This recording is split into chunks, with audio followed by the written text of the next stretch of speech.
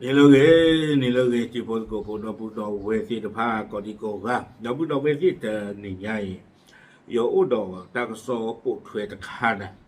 phe mana ne je te u ti ko lo ta so kha ta kha ne mu na yo li no yo sho na pa ta no di ko kwa ba we ta no di ko kwa ba ba ta yi ta pli le a we pha pho mu ble ta kwa mu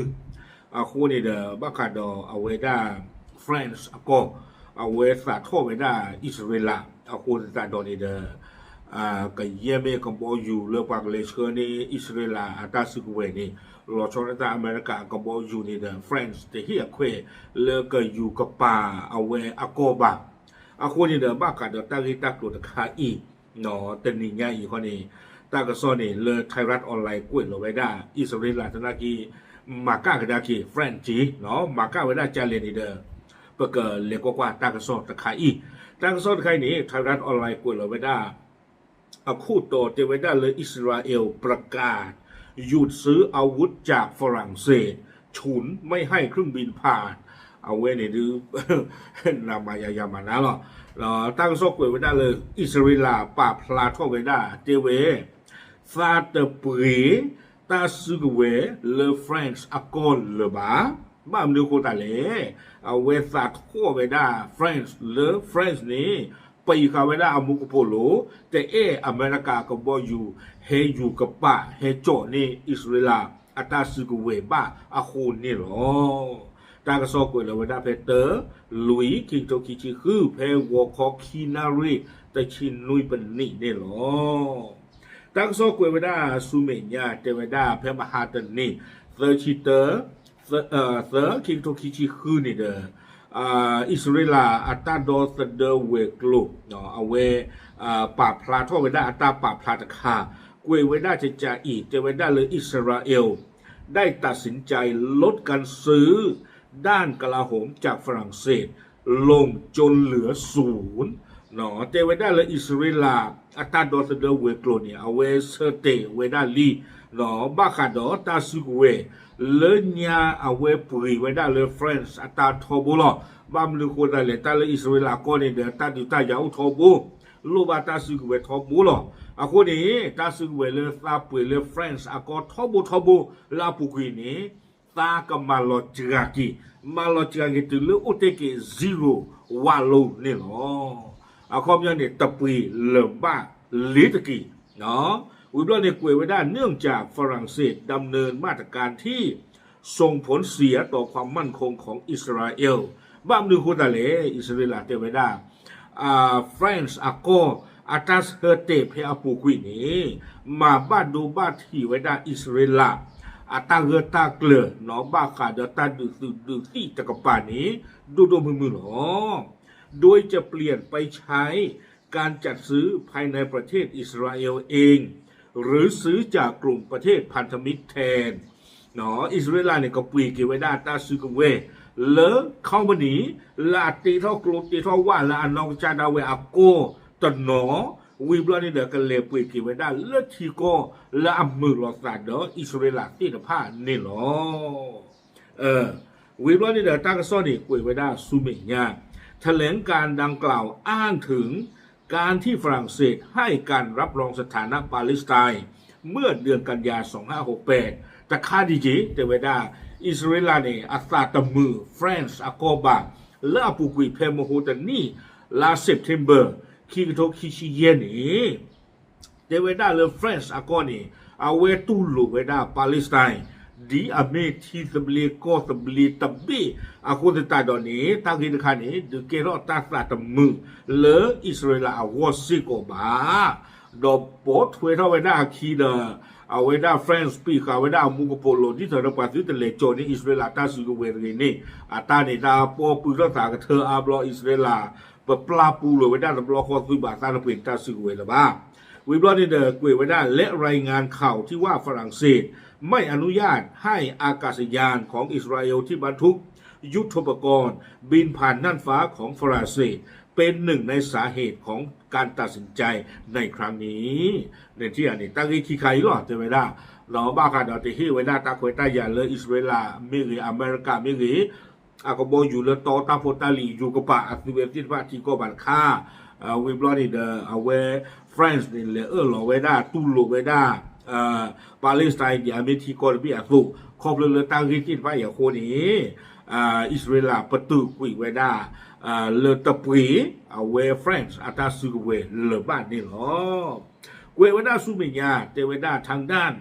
ประธานาธิบดีโดนัลด์ทรัมป์แห่งสหรัฐออกมาตำหนิฝรั่งเศสที่ไม่ยอมให้เครื่องบินขนยุทโธปกรณ์บินผ่านเนาะเอาไว้ได้เลออเมริกาก็คูดโดนัลด์ทรัมป์จะก็ปาดนากีเอาไว้เฮทอเปทิโนพาไว้ได้ฟรานซ์หรือ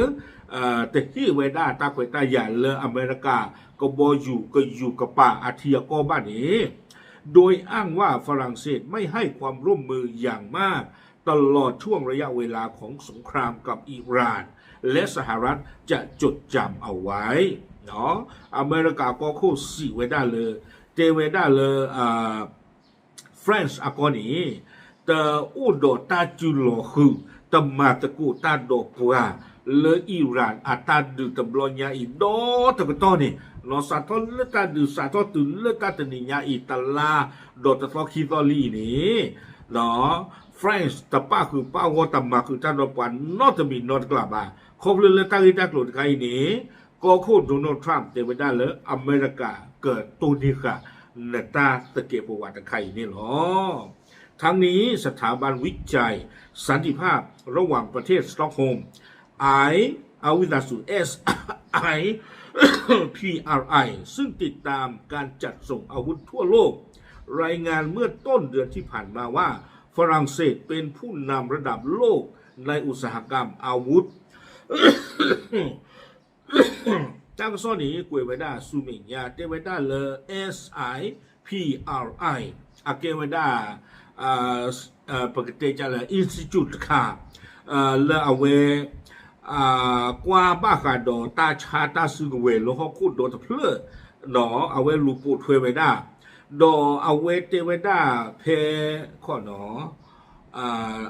ทั่วโลกเนาะวิบลอนี่เดเตไว้ได้รายงานเมื่อต้นเดือนที่ผ่านมาว่าเอาไว้ปราบพระเท่าไว้ได้จิตใจอีกเตไว้ได้เพลาเพ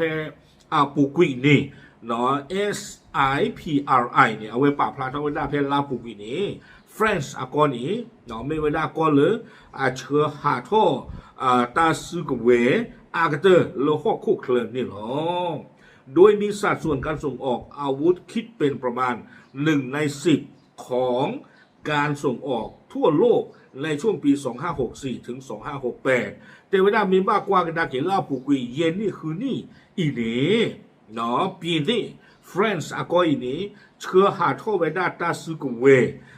เตวด้า1 ใน 10ของการส่งออกทั่วโลกคอมยอฮอคุณดอเพื่อนเนี่ยป่ามีชาตาซึกเวอาคาตชีเนี่ยเนาะฮอคุณดอเพื่อนเนี่ยเนาะป่ามีชาตาซึกเวอาคาตชีเนี่ยเฟรนด์อากอนไม่หรอกชาไว้ด้านนี่ตะขาเนาะตะขาเนี่ยคูดด้านตัวนี้นองฮิพาอาญาไอ้ดอกสีไว้ได้ชิจานี่วิบลอนี่เด็กกุยเกี่ยวไว้ได้สุมิญญาตเจแต่เวข้อมูลจาก SIPRI ระบุว่าผู้จัดหาอาวุธรายใหญ่ที่สุดของอิสราเอลในช่วงเวลาเดียวกันคือสหรัฐอเมริกาเยอรมนีอิตาลี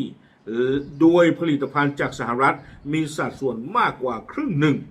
ของการนำเข้าอาวุธจากต่างประเทศทั้งหมดของอิสราเอลวิบลานิดาเวปาพลาโทกโดเวดาเจจาอีนอเตเวดาเลผู้จัดหาอาวุธตาซึกเวเลทีก็เลอิสราเอลปุยเวดาเนาะเลตะกโตโคอีอาปูนีอาคอมยอนีเนาะเลมาโลเวดาอาโกโกเลฟรานซ์อากอนีเนาะตะกโตโคซิโกอาเวมาโลซิโกเวดาเลอเมริกาเลเยอรมนีเลอิตาลีนี่หรอเตเวดาจิจานี่อาโคตตาดอนีเดตั้งซ้อนนี่คุยเวดาติเพนี่หรอเนาะอาโคตตาดอนีเดดูติญาปะเลตาซึกเวอาโกโกเลอิสราเอลออเดอร์เราไว้ได้แล้วที่ก็อาเบียไกลนี่เด้อป้าคือซิโกไว้ได้เนาะฟรานซ์อาก็ซิโกนี่เนาะอาคนนี้ที่ชั่วโมงตาเจนบ้าบ่ะเนาะบ้าขาดตั้งอีตากลุ่มใครมีฟรานซ์เนี่ยเวก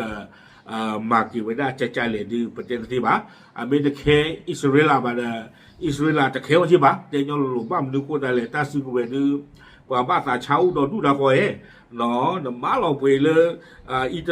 าลีชานี่นะนมาเราไปเลยสวีเดนชานมาเราไปเลยมันได้เลยเนาะที่ก็เลยชาตาสุเวเนปาชานี่นะแค่เลยหรออาโคตาตอนนี้ช่วงเมื่อตาเลยมีแต่ปุยไปได้เทฟรนซ์อากอตบี